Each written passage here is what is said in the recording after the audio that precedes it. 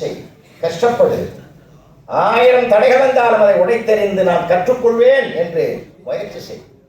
உங்களுக்கு வரலாறு தெரியாது. அந்த பிள்ளைகளுக்கெல்லாம் பாவம் என்ன கடுமையான வரலாறு தெரியுமா? 40 பிள்ளைகள் உட்கார்ந்திருக்கிற வகுப்பறையில அம்பேத்கர் என்ற பீமாவராவ் ராம்ஜி அவருடைய பெயர். அவர் எழுதின பேப்பரை கூட திருத்தக்கூடாது அப்படின்னு மறுத்த காலம் இருந்தது. அப்ப அந்த பிள்ளை எப்படி பாஸ் ஆனான்னு தெரியும் உங்களுக்கு. அவர் எழுதின பேப்பரை கூட திருத்தக்கூடாது என்ற ஒரு நிர்பந்தம் இருந்த காலத்துல அதையும் தாண்டி அவர் சட்டத்தையே ஏற்றுகிற நிபுணராக சரித்திரம் படைத்திருக்கிறார் என்றால் அவரே உங்களுக்கு ஒரு முன் உதாரணம். சாதிக்கணையா, சாதிக்கப்படணும். பேரறிஞர் அண்ணா அவர்களும் அண்ணல் அம்பேத்கர் அவர்களும் வடக்கே அவர் தெற்கே இவர் லைப்ரரிக்கு போனாங்கன்னா இவங்க எப்ப வெளியில வந்தாங்களோ அதுக்கு பிறகுதான் லைப்ரரியை மூடுவோம். என்ன அழகு! தேடுங்க, நிறைய தேடுங்க. தேடுபவனைத்தான் உலகம் தேடும். தேடியது போதும் என்று நின்றவனை நின்ற இடத்தில் தான் நிற்பான். தேடிக்கொண்டே இருப்பவனை தான் உலகம் தேடிக்கொண்டே வரும். இங்க வாங்க, அங்க வாங்க, தேடுங்க, நிறைய பண்ணிங்க, நிறைய போச்சு. ஆங்கிலம் நல்லா பேசுங்க, நல்லா புரிஞ்சுக்கணும். பேசு, உணர்வுபூர்வமாக கலக்கணும். தமிழும் உணர்வுபூர்வமாக கலக்கணும். ஒரே உதாரணத்தை நீ நிறைவு செய்கிறேன். ஜப்பான் மன்னரும் அமெரிக்கா அதிபரும் ஒரு இடத்துல சந்திக்கணும். 1 மாத காலத்துக்கு முன்பாக தீர்மானிக்கப்பட்டது.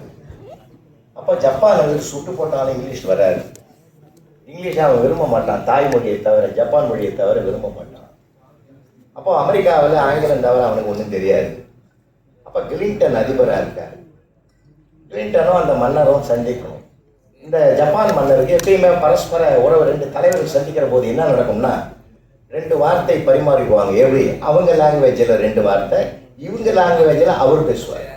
இப்போ நமக்கு பேசலையா வணக்கம் அப்படின்னு நார்த் இந்தியாவிலிருந்து வர மந்திரியும் பிரைம் மினிஸ்டர் சொல்கிறாரு நன்றி அப்படின்னும் போது நமக்குலாம் சந்தோஷம்.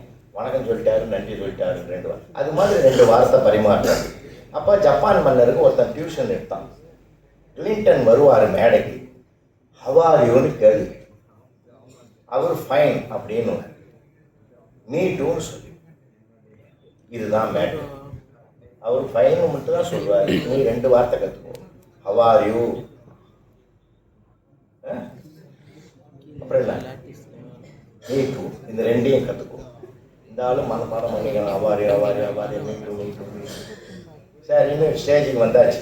இவர் இந்த பக்கம் ஏறாரு. கிளின்டன் ஹிலாரியோட சேர்ந்து மேடைக்கு வராரு.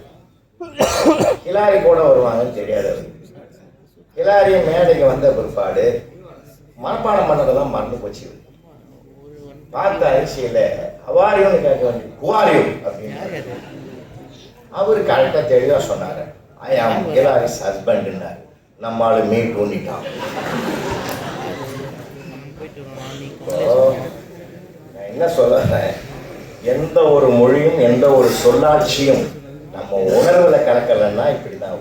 உதட்டளவில் நின்றால் அது உதவாது. உணர்வில் கலந்தால்தான் உயரத்துக்கு போகிறதுக்கு அதுவும் பயன்படும் என்றால் இருமொழி கொள்கை நல்லா படிங்க, நல்லா எழுதுங்க.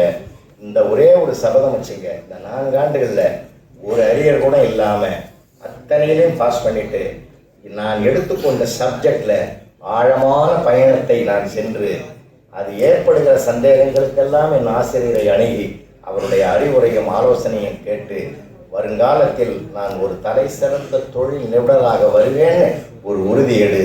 இந்த அரங்கத்தில் கேட்ட இத்தனை பேரில் ஒரு 50 பேர் வந்தீங்கன்னா கூட நாங்கள் இந்த மீட்டிங்கில் பேசுனதுக்கு ஒரு அர்த்தம் கிடைக்கும் என்று சொல்லி இந்த நல்ல வாய்ப்பை ஏற்படுத்தி கொடுத்த நல்ல உள்ளங்களுக்கு நன்றி கூறி விடைபெறுகிறேன்.